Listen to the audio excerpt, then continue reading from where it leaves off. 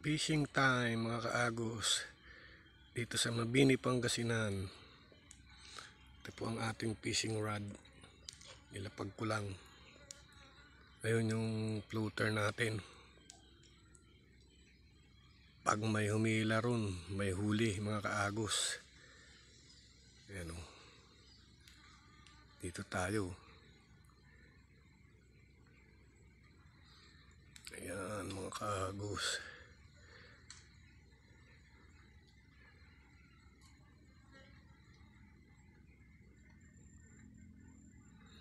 Ando dun sila, Yumi, si Dadang, si Rutan, saka si Tatay naliligo na. Ako ando dito. Mamaya na maliligo. Try ko muna. Baka sakaling meron. May mga maliliit po eh. Kaya lang hindi maliliit yung target natin eh. Yung mga maliliit na ako nakita kanina mga kaagos, mga isang dangkal. Mga isda, mahaba ang uso. Ayun ang nakita natin mga kaagos.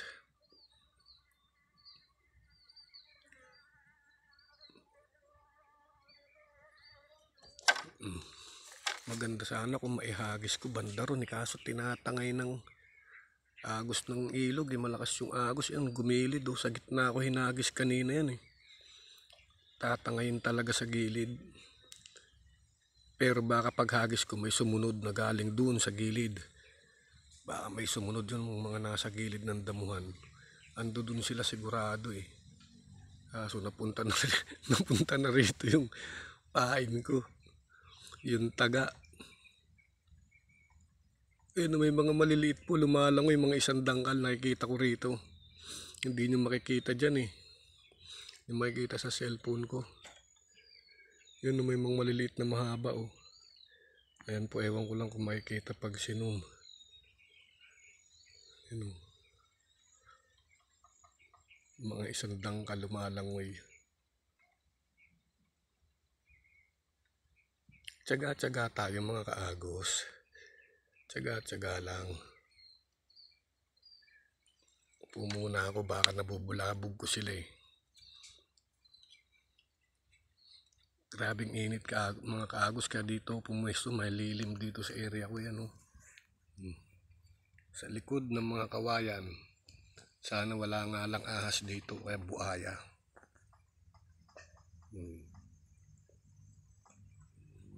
Mga kaagos,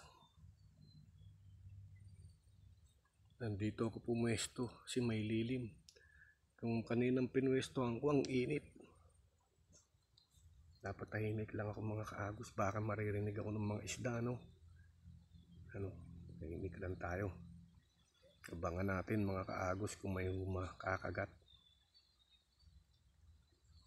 Ito lang isa, nilagay ko lang isa dyan sa gilid. Ayan o, fishing rod. Wala man lang sign na may humihilang malaki. Di man lang gumagalaw yung floater ko. Yan, tinatangay lang siya ng agos patabi. Pero may mga lumalangoy na maliit-liit na isda. Yung isang dangkal nga po na mahaba ang uso.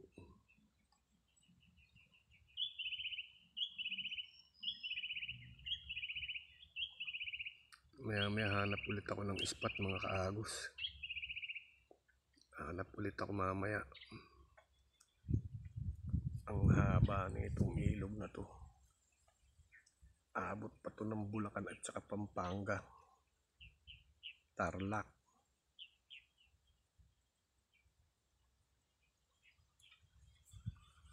Ito sa Mabini po, ito sa Mabini, Pangasinan. Mga kaagos. Ayan o, dito muna. Ayan, para tayong abusayap dito. Abang tayo ng kakagat sa ating... Ay, may kumakagat ata mga kaagos, gumagalaw-galaw. Gumagalaw-galaw siya. Gumagalaw. Ayun po, gumagalaw. Gumagalaw-galaw mga kaagos. baka sakali. Baka naman. Ayan po. Tumigil ang paggalaw mga kaagos. Hangin lang ata yun mga kaagos. Pasaway. Ayan po. Ito ang ating fishing rod mga kaagos. Oh. Ayun na po yung ating floater. Oh. Ayun, dun po. May mga pumipitik banda ron sa malayo. Nakita niyo po? Ayun. Oh. Ano kaya pupunta yan? Lalapit yan mga kaagos. Hindi ko nagagalawin yan. Hindi na natin gagalawin yung fishing rod. Susunod yan. Susunod pupunta yung mga yan dyan sa ating pain. Malinamnam ang ating pain eh.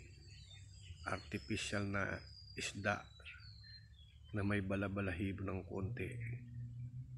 Parang naglalaro na po ang mga isda banda ron sa unahan mga kaagos.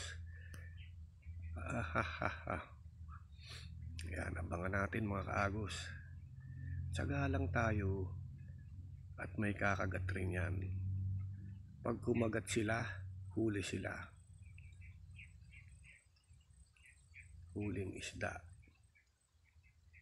Ayan po. Buti na lang malilim dito sa pinwestuhan ko. Sobrang init po. Ayan oh.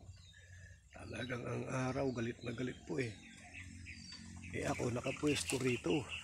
Ayan oh, sa likod ng mga kawayanan. Puro kawayan mga kaagos. Oh.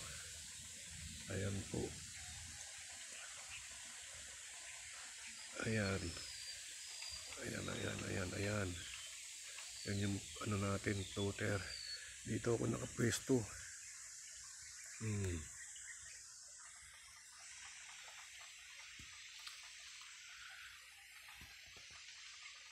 Malilim mga kaagos.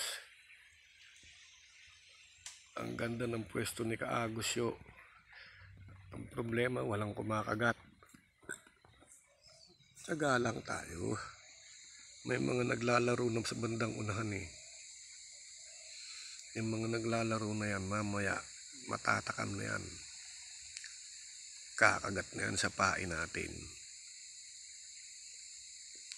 Huwag lang tayong maingay mga kaagos ha. Huwag kayong maingay. Abang-abang lang tayo. Pag maingay tayo hindi sila kakagat. Ayun naglalaro sa unahan yun mga kaagos. Ayun oh. Nakikita ko dito mga kaagos. Palapit sila sa atin. Yari sila pag lumapit sila dyan. Bingo sila.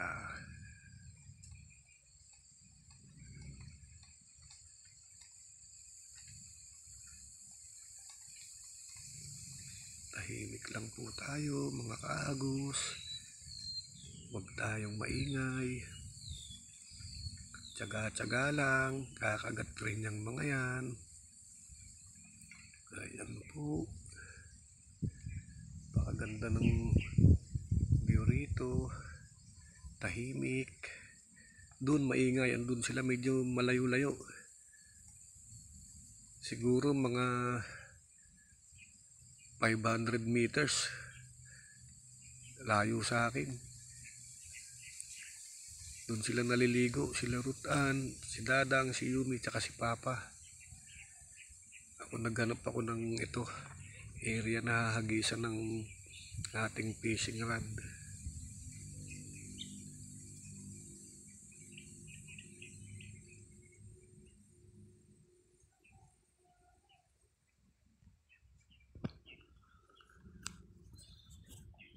Mga kaagos, ayaw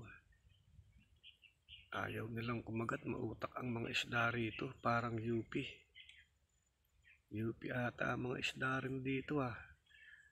Kala ko dun sa fishing ground ko lang matalino ang isda. Pati pala dito. Bye bye.